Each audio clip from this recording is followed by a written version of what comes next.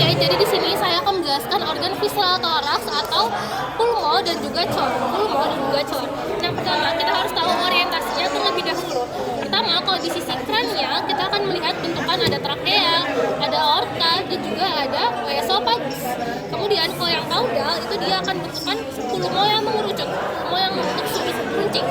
Nah, kemudian kita akan membahas fasies atau permukaan terlebih dahulu. Pertama, karena di sini sisi dorsal, berarti fasies yang atas ini, yang dua ini, baik ini maupun ini adalah fasies mediastinalis. Fasies mediastinalis, dia nanti di antara pleura yang membuat celah, fasies mediastinalis. Kemudian kalau misalnya sisi lateralnya, sisi lateral dari pulmo keseluruhan ini, kemudian ini adalah fasies costalis, fasies costalis. Nah, kemudian nanti kita akan masuk ke fasies diafragmatika, di mana kita akan menemukan di sisi ventral. Nih, keseluruhan ventral ini fasies diafragmatika karena dia akan bersinggungan dengan diafragma. Kemudian nanti kita akan lanjut ke lobus-lobus daripada si pulmo. Nah, jadi pulmo atau paru-paru itu ada yang terbagi dua, yaitu menjadi pulmo dexter dan pulmo sinister. Nah, pada kebanyakan hewan, pulmo dexter itu dia mempunyai 4 lobus atau 4 kamar. Yang pertama, di sini yang paling kranial, ini adalah lobus cranialis pulmo dexter. Di belakangnya ada lobus medius pulmo dexter. Yang paling kaudalnya adalah lobus caudalis pulmo dexter. Kemudian lobus terakhir dari pulmo dexter ada di bawah, di sini di ventral. Nah, di sini ini adalah lobus accessorius pulmo dexter. Nah, di notes kalau misalnya khusus pada hewan kuda, dia tidak akan mempunyai lobus medius. Jadi pada kuda dia hanya mempunyai 3 lobus. Kemudian kita lanjut ke pulmo sinister. Kalau pulmo sinister dia hanya memiliki 2 lobus. Yang pertama ada lobus cranialis pulmo sinister dan juga lobus caudalis pulmo sinister. Setelah mengetahui lobus-lobus daripada pulmo, kita akan masuk ke bentukan irisan atau robekan. Jadi di antara lobus cranialis caudalis pada sinister dan juga di antara lobus medius dengan lobus caudalis daripada pulmo dexter, dia akan membentuk irisan ini. Irisannya adalah visura interlobaris. Visura interlobaris di sini pada dexter, kalau pada sinister itu yang ini, visura interlobaris. Kemudian setelah irisan di antara 2 lobus, di depannya lebih kranial, dia akan juga ada sebuah robekan yang disebabkan oleh organ cor atau jantung. Nih, kalau pada sinister dia sepanjang ini irisannya, kalau pada dexter dia irisannya itu sepanjang ini. Maka ini disebut sebagai incisura cardiaca. Incisura cardiaca. Pada dexter ini juga disebut incisura cardiaca. Nih. Kalau ini kan visuranya, ini incisuranya karena jantung. Nah, kemudian kita lanjut ke impresio atau penekanan. Nah, pertama kita harus tahu dulu organnya di sini saya belum jelaskan. Yang pertama di sini ada trakea yang lebih dexter, di mana trakea ini terbuat dari cincin tulang rawan dan dia akan berperan pada saluran pernapasan. Jadi dia akan stop pada pulmo. Sedangkan di sebelahnya pada sinister ini ada oesophagus terdiri dari otot lurik dan otot polos, di mana dia akan berperan pada organ pencernaan. Makanya dia akan lanjut sampai ke caudal daripada cavum thorax. Nah, kemudian yang terakhir di sini ada aorta yang gede. Nah, kemudian untuk impresio yang pertama itu di bagian kranial, karena di sini ada organ trakea, di sini di lobus cranialis pulmo dexter itu akan terlihat banget di sini ada sebuah impresio dikarenakan trakea itu impresio trakealis. Kemudian kalau oesophagus sendiri dia itu kan memanjang sampai ke caudal. Pada kranial dia tuh ada lebih di sisi sinister. Kalau misalnya pada caudal dia akan ada lebih di sisi dexter. Nah, jadi dia menyilang dari sinister ke dexter. Nah, pada sisi kranial, si impresio daripada si oesophagusnya ini dia akan ada di lobus cranialis pulmo sinister. Sedangkan pada caudal, karena dia menyilang ke dexter, maka impresio oesophagusnya ini akan ditemukan di lobus caudalis pulmo dexter di bagian sisi ventralnya. Nah, kemudian ada juga impresio yang disebabkan oleh aorta, yaitu impresio aorticus. Impresio aorticus dapat ditemukan pada lobus caudalis pulmo dexter, tapi dia yang lebih dorsal. Jadi pada impresio yang ada di lobus caudalis pulmo dexter ada 2. Yang lebih dorsal itu disebabkan dikarenakan aorta, jadi impresio aorticus. Yang lebih ventral disebabkan oleh oesophagus, maka impresio oesophagus. Kemudian setelah mengetahui impresio, ada impresio terakhir. Karena core ini ada di sini, maka dia akan menyebabkan impresio baik pada lobus cranialis pulmo dexter dan juga sedikit daripada si lobus cranialis pulmo sinister. Kemudian kita masuk ke terakhir, sulcus vena cava caudalis. Nah, jadi kan pada Dexter ini, sisi Dexter, sisi cranial Dexter, di sini kan ada si lobus accessorius pulmodexter, di sini akan ada suatu sulcus. Nih, sulcus. Sulcus ini disebut sebagai sulcus vena cava caudalis yang akan dilewati oleh vena cava caudalis. Nih, vena cava caudalis. Sudah. Oke, setelah kita sudah mengetahui bentukan-bentukan daripada pulmo atau paru-paru, kita akan lanjut ke organ selanjutnya, yaitu organ core. Di sini, core itu akan terletak pada sisi lebih sinister dan dia lebih kranial. Nah, pada core kita harus tahu orientasinya terlebih dahulu. Dia kita melihat seperti ini, maka ini keseluruhan adalah sisi kranial, sisi kranial. Karena kranial itu dapat ditandai dengan adanya si ini. Auricula di sisi dorsal berarti ini sisi kranial. Kalau pada sisi kaudal, maka kita akan lebih menemukan atriumnya, atrium di sisi dorsal. Maka ini keseluruhannya adalah sisi dorsal. Sisi kaudal. Nah, kemudian lo tahu Dexter dan Sinister.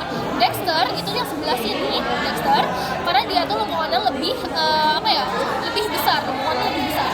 Sedangkan pada sisi Sinister lengkungannya itu lebih datar. Nah, kemudian setelah tahu orientasi, kita akan masuk ke bentukan. Yang pertama ada perikardium. Jadi jantung ini nantinya akan diselimuti oleh perikardium. Jadi seperti ini, menyelimuti jantung. Ini disebut sebagai perikardium. Kemudian di ujung distal daripada perikardium, yang ininya, ini disebut sebagai ligamentum sternopericardiaca. Ligamentum sternopericardiaca. Jelasnya di sini nanti ya, di mana dia akan menyambungkan perikardium dengan osternum. Nah, kemudian kita akan masuk ke fascias. Yang pertama ada fascias auricularis dan juga fascias atrialis. Kalau misalnya dia dari sisi kranial, keseluruhannya berarti di sini fascias auricularis. Kalau di kaudal berarti fascias atrialis di kaudal. Kemudian kita akan lanjut ke atrium. Atrium itu dapat lebih dilihat kalau misalnya di sisi kaudal tadi ya. Jadi di sini itu ada atrium dexter, kalau di sini itu ada atrium sinister. Nah, kemudian nanti atrium ini akan mengalami pelebaran. Struktur pelebaran ini dapat dilihat dari sisi kranial, dua ini seperti bunga-bunga gitu, disebut sebagai auricula. Ini auricula dexter, yang ini auricula sinister. Kemudian ada bentukan ventricle. Ventricle itu yang gede ini. Ventricle terbagi juga menjadi dua. Ada ventricle dexter yang ini, ventricle sinister. Ventricle sinister itu dindingnya lebih tebal, ventricle dexter dindingnya lebih tipis.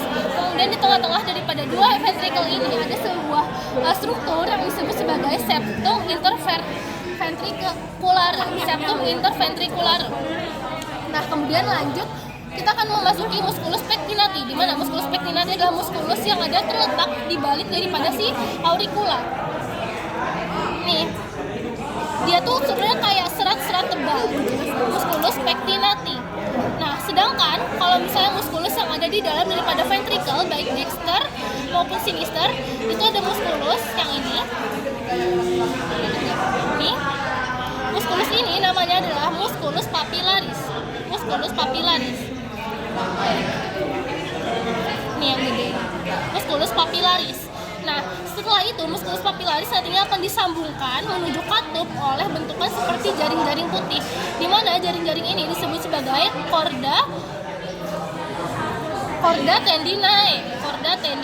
Nih, chorda tendinae. Di ujung lainnya daripada chorda tendinae, barulah kita akan menemukan katup jantung yang disebut sebagai valvula. Kalau misalnya sisi sinister dia hanya punya dua valvula, maka disebut sebagai valvula bicuspidalis. Kalau sisi dexter dia akan mempunyai tiga valvula, 1, 2, ini 3. Valvula ini disebut sebagai valvula tricuspidalis. Nah, dexter mempunyai 3 valvula karena struktur dindingnya yang lebih tipis dibandingkan dinding ventricle sinister milik jantung tadi. Nah, kemudian kemudian kita akan masuk ke struktur lemak, di mana pada superficial daripada cor atau jantung ini dia akan ada lemak-lemak gede ini disebut sebagai trabecula.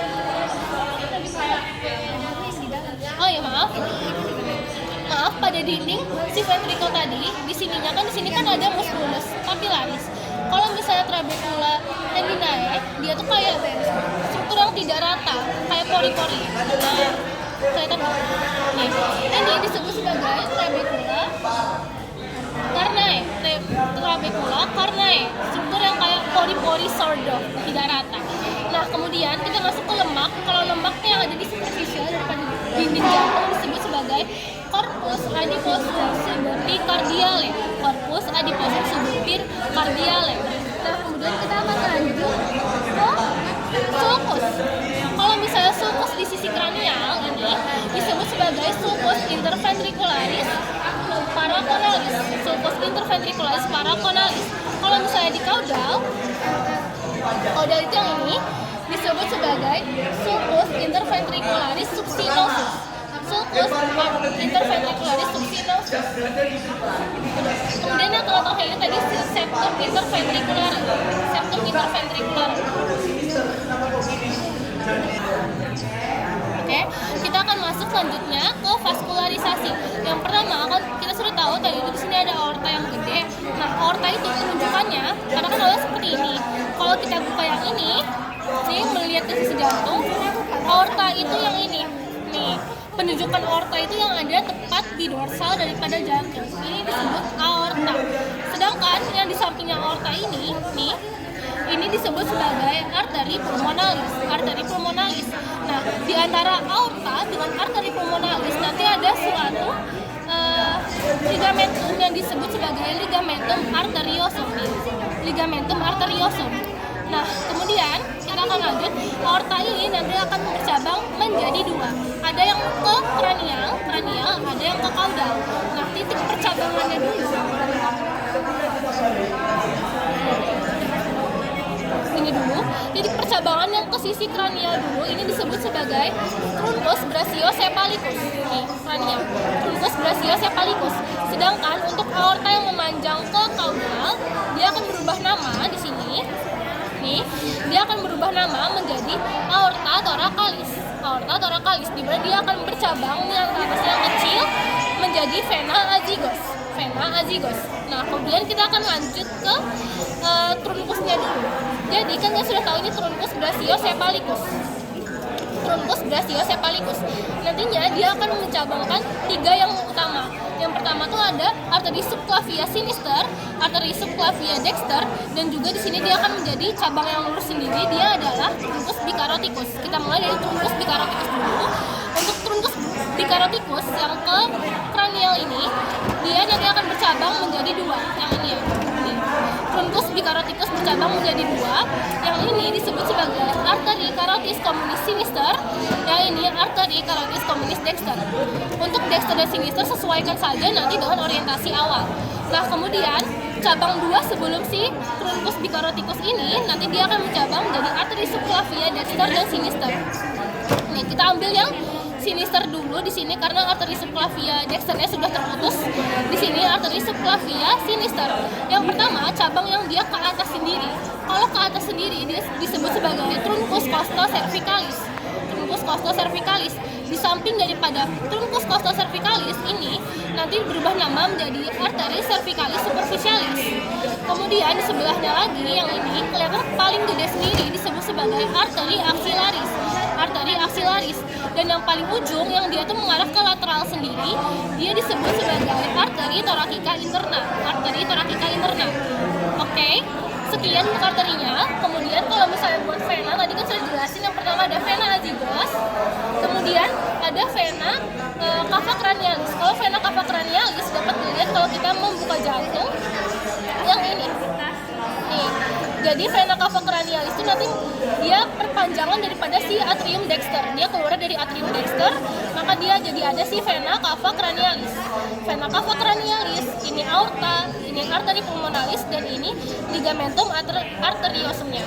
Kemudian vena terakhir itu ada vena cava caudalis yang dapat dilihat daripada si sulcus. Sulcus vena cava caudalis, dan di sini ada si vena cava caudalis. Yang terakhir ada vena pulmonalis. Vena pulmonalis itu dapat lebih terlihat kalau kita membuka nih. Kalau membuka lobus-lobus dari pulmon nih, vena pulmonalis. Nih, vena pulmonalis. Oke, Oke, terakhir lupa ketinggalan. Jadi di organ jantung ini kan tadi itu ada sulcus-sulcusnya ya, baik di kranial maupun di kaudal. Dan nanti sulcus-sulcusnya ini akan dilewati juga oleh arteri yang akan memvaskularisasi jantung, yaitu arteri koronaria.